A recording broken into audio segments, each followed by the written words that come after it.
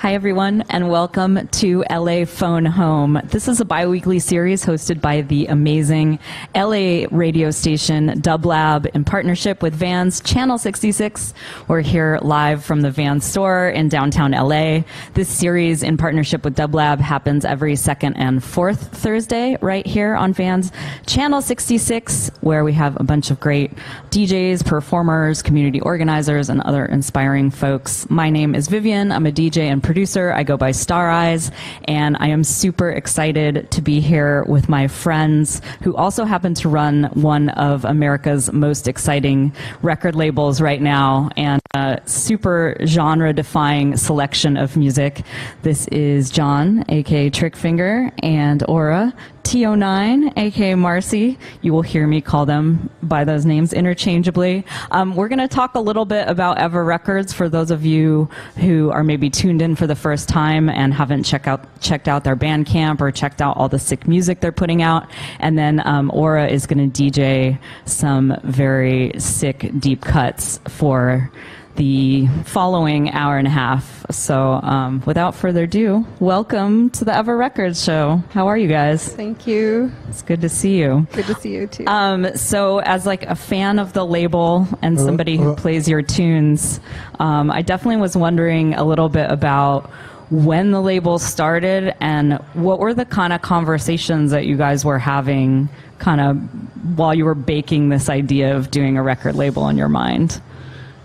Well, I guess the idea started about 2 years ago, and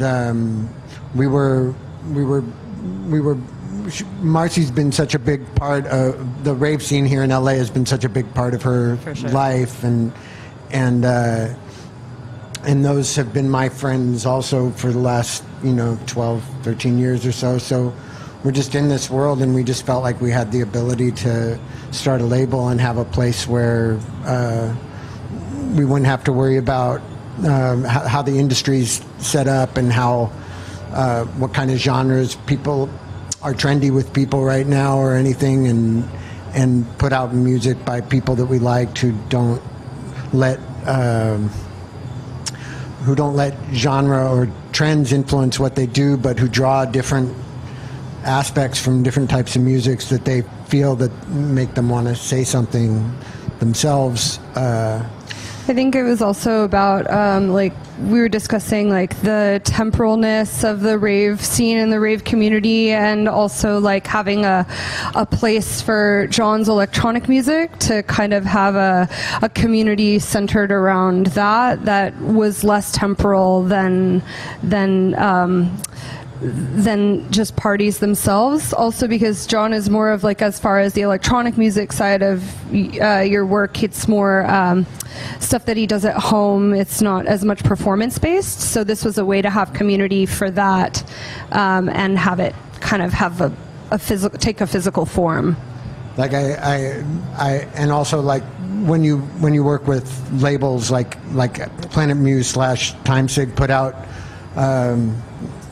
recent record by me, but you have to fit into their schedules. Like having your own label is a way that you can just put something out whenever you want, rather than like 2 years after you made the music or whatever. Yeah, I love this thing that you said about creating community too, because I think when you're a music fan and you kind of fall in love with a certain label, you're falling in love with like a whole world that label has created. Like it's almost like characters in a comic book or something, where you're falling in love with the aesthetic, and the kind of the apex point of all of the music that's coming out on that label just like appeals to your sort of vibration, if you will. Yeah. I was kind of wondering about some of, there's definitely every kind of electronic genre in the mix in Ever Records, but I was wondering about the Venn diagram of you guys and kind of some of your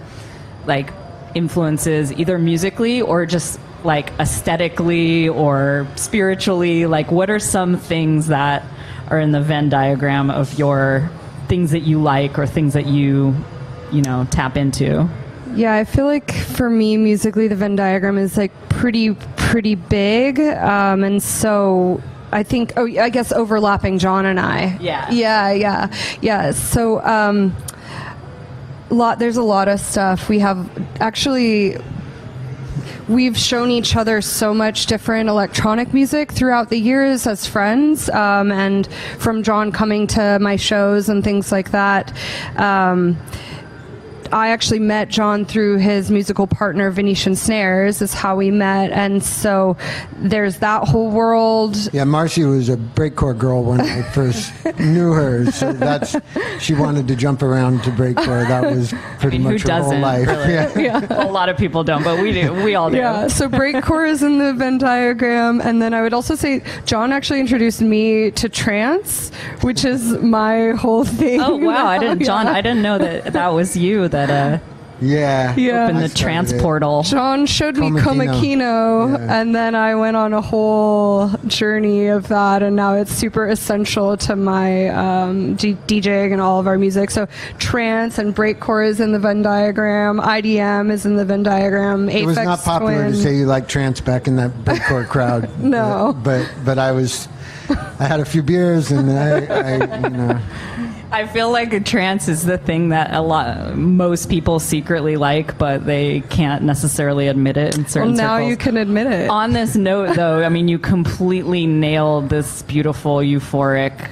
90s trance sound on your Ever Records release with Booty. I was listening to it in the car, and it was like really helping me navigate this traffic. But I can't believe that that's something that is so new to you, because that record, like, you obviously grasped the feeling of it. So new, well, sort of more like 10 or 12 years new, but newish still. Definitely not something I was listening to in high school. I was listening to drum and bass, and I had someone had given me an Aphex Twin Drux CD, but it didn't have the writing on it, and I didn't know what it was, so I was just listening to that every day of 11th grade, not knowing what it was. But that's definitely But we're both really into jungle and stuff from the 90s, and we both like electro a lot. We both like I showed John Burial Footwork, which he fell in love with. Yeah. Marcy used to always send me music of different things, so there would be certain things that I'd like gravitate towards, because she sent way more music than anybody could ever listen to in one lifetime.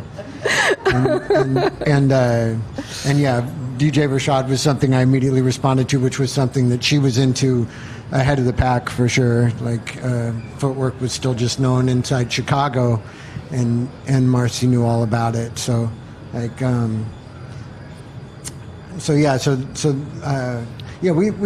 have a lot. You know, we both like the '80s freestyle a lot. Like definitely.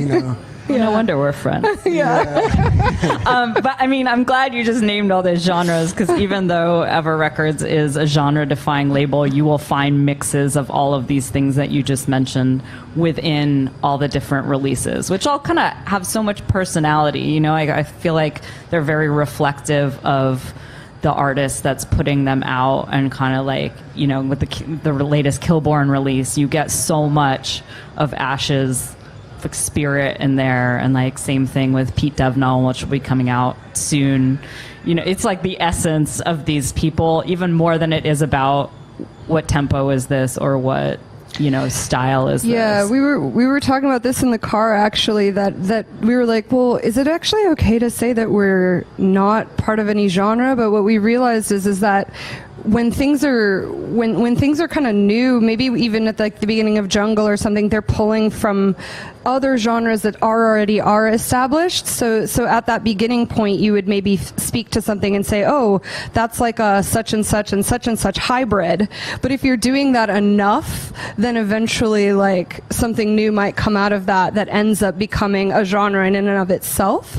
So what we were looking for in the artists that we like is that people who are putting a lot of themselves into it, where they're not aiming to be a part of a particular scene or a particular sound, but they're aiming to express themselves and from whatever sources inspire them. And so, yeah, I think that is really key to the music that we're selecting. And I'm glad that you noticed that as well, because I feel that way too about Pete and Ash and Wheezy and CZ and Sam 23's release is is like that as well.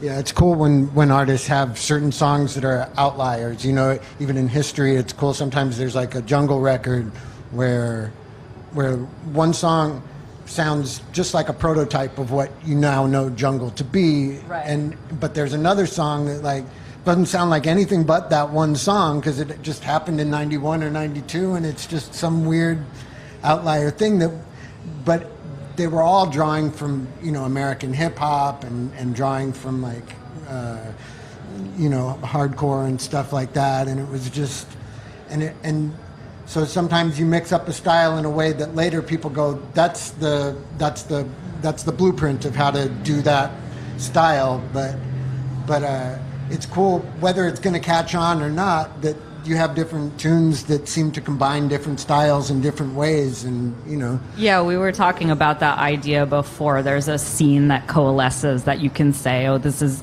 this scene, and they wear these clothes, and the music sounds like this. That point right beforehand where people are experimenting and nobody's really come and slapped a label on it and done the article about the scene, where like that's the best part of every scene before anyone really knows what it is. Yeah, it's great. It's just a thing that we like in music and art in general, for people to be drawing from whatever helps them to say whatever it is that they've got to say. Because in the end, what really matters is the character and the soul of the person making the music. I've never heard any two musicians sound alike in any genre, but the more people try to sound like each other, the less I'm interested in that. I'm interested more in people who sound like themselves and are drawing from different musical styles that turn them on in a way that gives them the opportunity to say what they want to say. You know. On that note, John, I wanted to ask you about your project Speed Dealer Moms with Venetian Snares. So one thing I love is that the track titles on the most recent EP are just the date that you made them, and then how many sessions or how many takes you did to make the songs. It's been written that it's sort of like we've always named them different. You know, I think at our first session, Aaron was naming the tracks, and he was naming them like March 6, 1879, and he was naming like he was just doing random dates from all throughout history. You know, so that was how we started, and then and at whatever session, whichever one of us was doing the final recording part of it all, it was our job to name the file, so we just name it whatever we thought. At that particular session, we did two, it's from 3 sessions, but like the April ones were because it was April, and we did 2 tracks during that session. So I called the first song April 1, and I called the second song April 2, and then they had a number in back of it, which was just what take we had gotten it on. So it's the month, but it's not the date.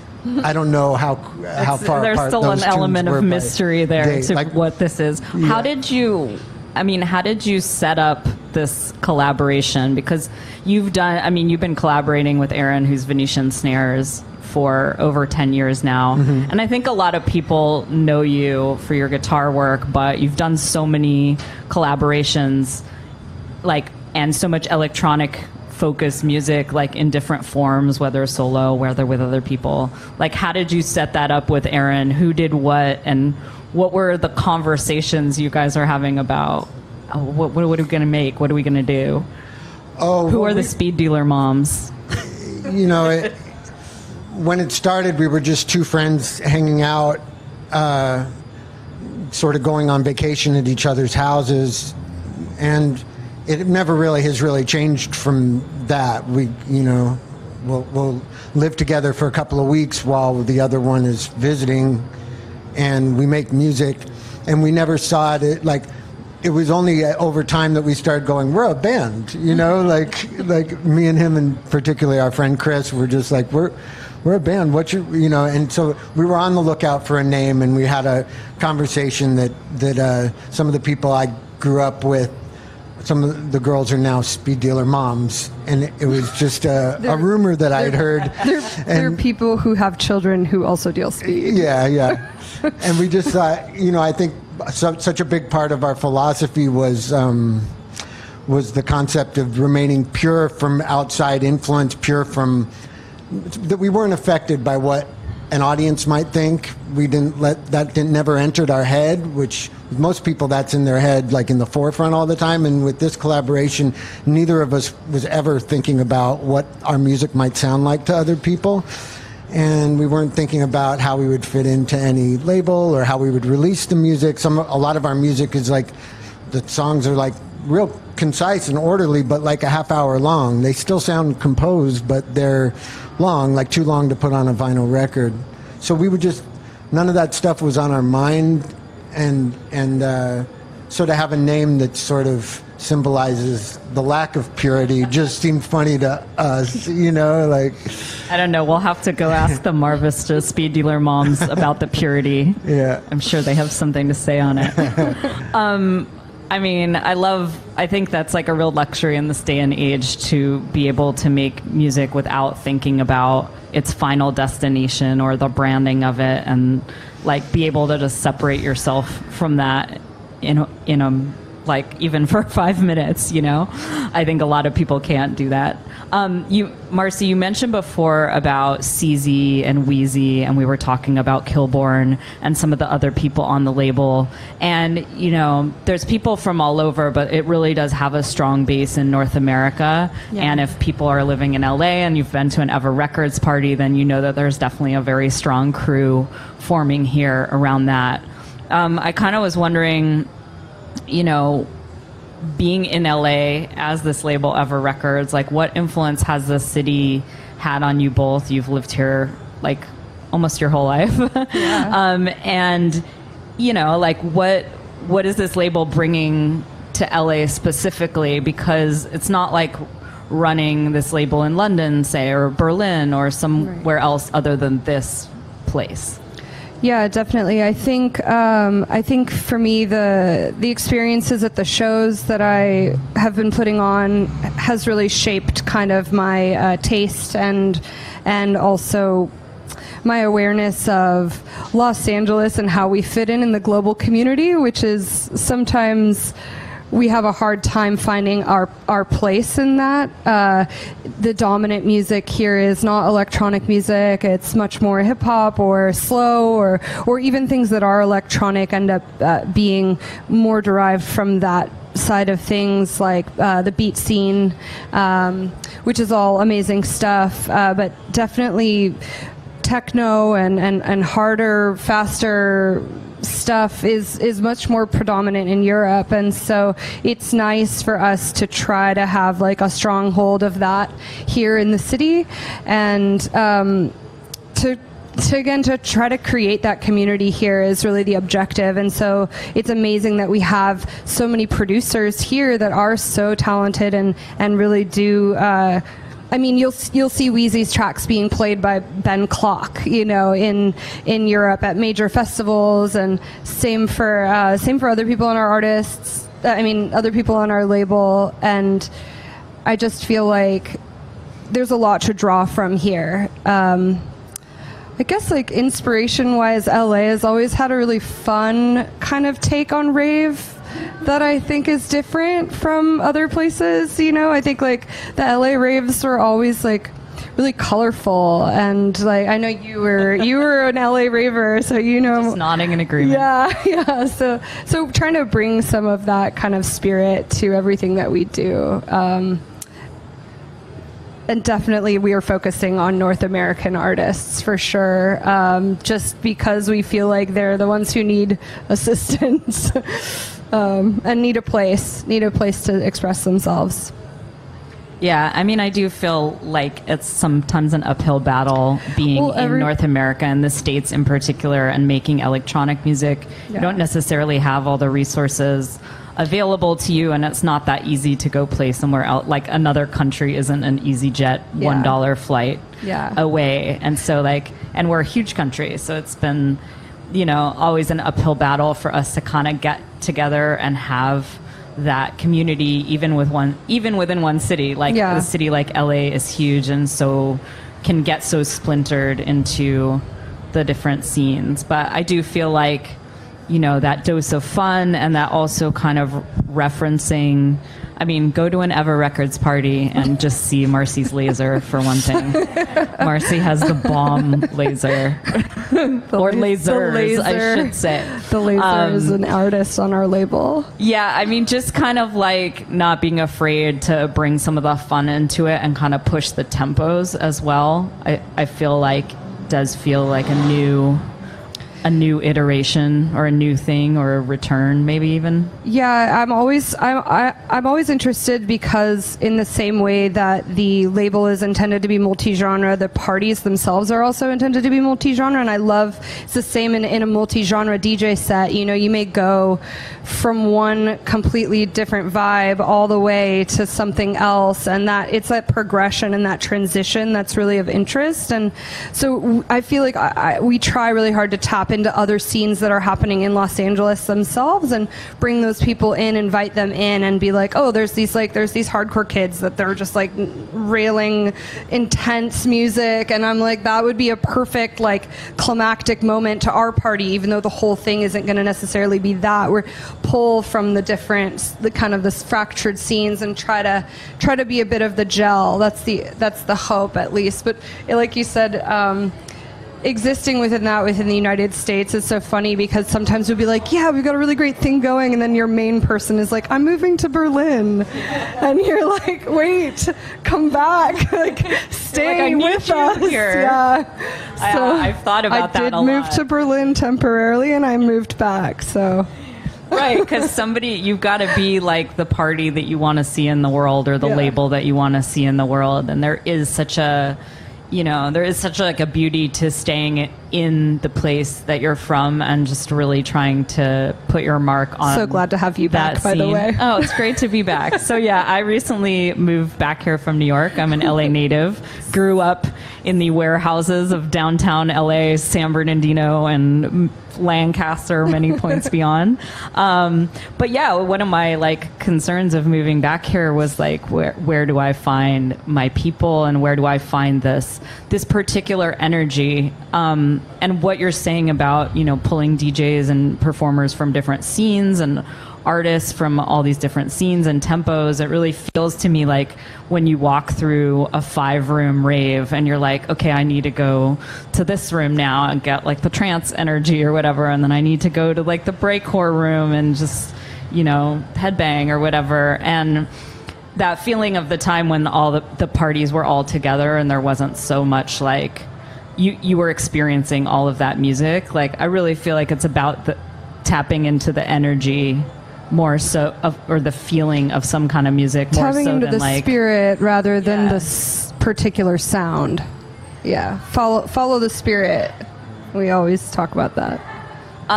Before we get into your DJ set, I definitely want to talk about the aesthetics of Ever Records, and also let people know about this crazy app that you have. Maybe first of all, just tell people about the app and like where they can get it and what they can do with it. Yeah, so we were just one of the things I guess we missed in our Venn diagram discussion was just like our artistic Venn diagram. And for me in particular, I've always been really interested in like the intersection with technology and art. And so when we decided to do our covers, and John always has like, whenever we've listened to records together, he's always like showing me the cover, and he's really interested in like the look and the feel and how the visual elements relate to the music. And so we wanted to do something special with the visuals for our label. And I have a friend, Mookie, who did this art project.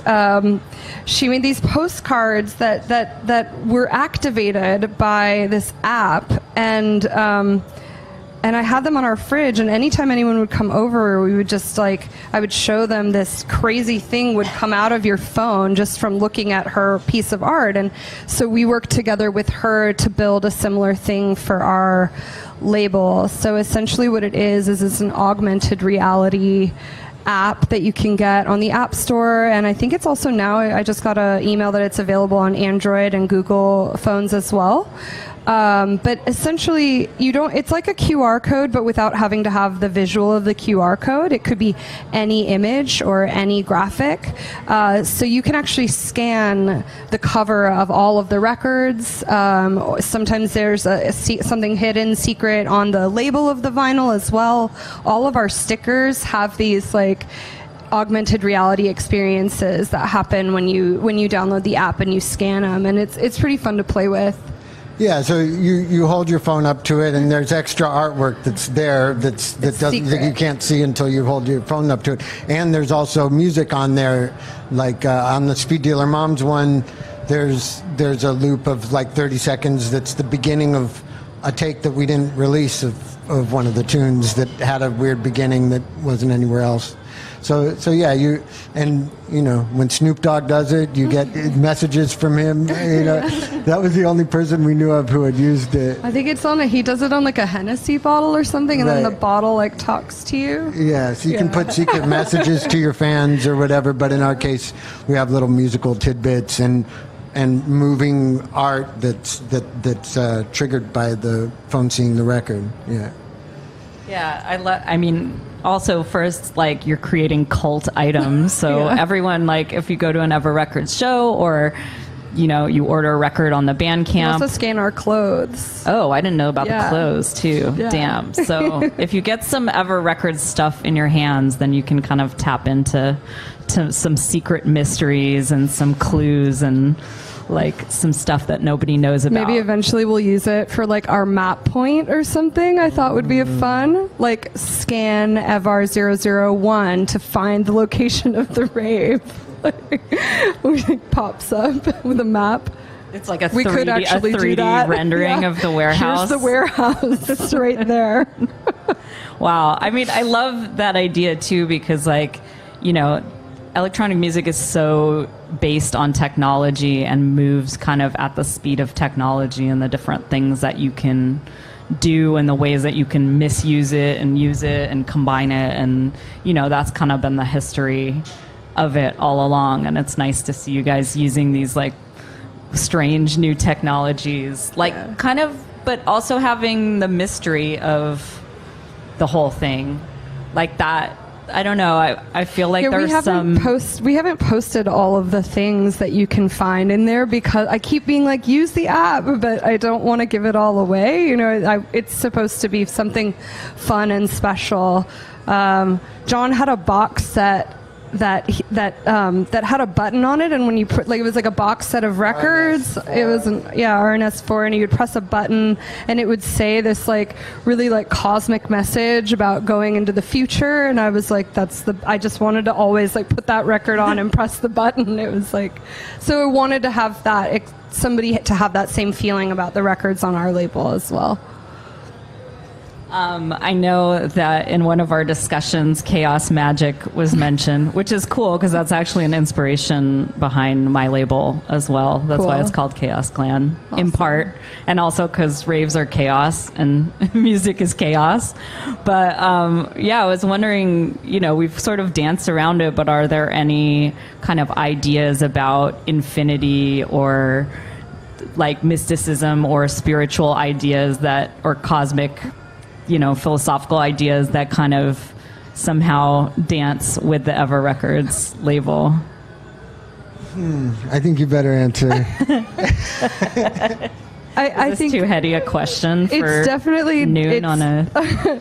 It's definitely there. It's Tuesday, just I feel Thursday. like hard to quantify. Like there's nothing specific, I guess, but we are both spiritual people and metaphysically. We both believe in magic. Yeah, we both believe in magic. That's in our Venn diagram, and the infinite. Just not 100% sure how to quantify specifically. I feel like you're good. Good answer. Okay. Yeah, I think it's there.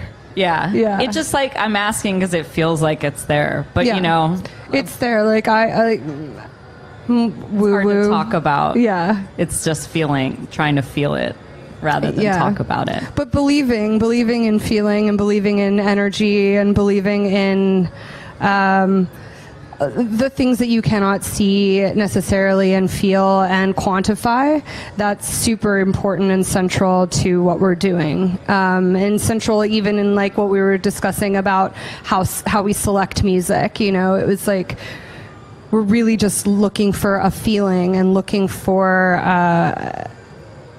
tapping into something that's like beyond what's right there in front of you, which is the same kind of idea for the genre-less kind of thing. Yeah, and believing in things that you can't see, like, to me it seems essential to feeling music and making music, because music is invisible. So we think of it as a normal thing because it's so readily available that anybody can make music now in any number of ways. But the reason music carries so much magic with it is that we're really playing games with the invisible, and there's no real logical reason why that's possible for human beings to do that or anything like that. The whole fact that that's an option for us is really, nobody knows where music comes from. Nobody knows like why the laws of the universe somehow all combined to make it possible for music to have this effect on our emotions, for it to be possible for us to organize sound in the way that you do. So the whole thing is very much magic, and we remember that all the time. We don't take it for granted. Music to us isn't just something that appears on our phone or something. It's something that we really, the same magic feeling that I had when I was a little kid playing my first records for the first time, and wow, this whole universe comes out of the speakers when I put this record on. Like, how did that happen? Like, I never heard a sound like that on the sidewalk or on the street. You know what I mean? Like, how did they put those sounds together? So, yeah, that feeling's never left me. It's just as magical when I put on a record today. You know. Yeah. And there's also definitely something of that inherent in throwing events, because you're essentially like borrowing the energy of all of the people who come, and then with that energy that everybody brings to it individually, you're kind of like wizarding an collective experience that everybody gets to share in, but everyone is also a participant in and providing that. So like that's a little wizardry magic element as well, that we always remember that we rely on the energy of everyone. Yeah, whatever that thing is that will make a certain group of people feel the same thing or more or less the same thing when they're exposed to the same music. It's just a magic thing. It might be, you know, a big concert at the Forum or something, or it could be a small little rave where 200 people are feeling the same thing at the same time. You know, one's not more valid than the other, but they're all examples of people sharing some little spark within themselves that music sets off that spark. And you know, who knows what that is that's in us, but something put that there. You know. Yeah, I mean, I feel like in this era where people are carefully designing things from a marketing perspective, and there's so much talk about like algorithm music and formulas, like it's refreshing to also know that you can still feel like you can still tap into the magic and the mystery, and people that are like kind of guarding that in a way, because I think you can feel that more than ever in this era of music. Like you can just tell if like something was just engineered by a formula, by an algorithm, because it seems flat. Yeah. And like I just, you know, that's why I wanted to ask about it too. And I think, you know, I couldn't have said it more beautifully myself. So we'll leave that there with those comments. I hate to like bring it back down to earth for 1 second, but just tell us what are some of the new releases and forthcoming releases that Ever Records is putting out, and what should we look out for? Yeah, definitely. So our first vinyl release was from Lime Wax, and there's actually still a couple copies of that available. And our second release was Speed Dealer Moms. After that was Killborn, and that just came out last Friday. It's a really great release. After Killborn is Shasha Kimbo, a Los Angeles-based artist and producer with some amazing remixes on it from Lucy, Liza, and Machine Girl. And after that, we have a record from Pete Devnall. After that, we have a record from Wheezy. Pete is a Boston-based jungle producer and Wheezy, jungle expert. And jungle expert. He runs a blog to the old school. If you need knowledge, you can read that blog. It's amazing. And then we have Wheezy and CZ and a really amazing remix record for Wheezy's record that has incredible people. DJ Stingray, VTSS, myself with Cardo Pusher, and Tim Reaper is on that one as well. So, oh, goddamn. That is a heavy lineup. Oh my gosh. All right. I'm going to soak that all in. If you are in LA, you can see Aura play Friday night at a space called Vertex. It's their closing party. It's going to be lit. And definitely follow Eva Records and check out their Bandcamp and also. Saturday night, you can see Vivian at another warehouse event. I'm going to attempt to tap into the magic and the energy of Los Angeles with my friends Bianca Oblivion and AK Sports. We have a warehouse party in downtown LA. You can follow warp_mode_ if you want to come and you need party directions. It is definitely really in the cuts. I went there last night. It looks amazing. So, awesome. Yeah, thank you guys for having me. It was a real pleasure Thank you. to find Thank out you. more. And I love what you're doing. Keep going. And we are going to keep going. If you just tune in, this is Vans Channel 66. This is their collaboration with Dub Lab that happens every second and fourth Thursday of the month. And I'm here with Trick Finger and Aura T09 from Eva Records, and we're going to get into a DJ set from Aura right now, in which I guess we can probably expect to hear some of the released and unreleased Eva Records jams. So get into it, drop us some love in the chat, and and check out the label while we're waiting for this epic sesh to kick off.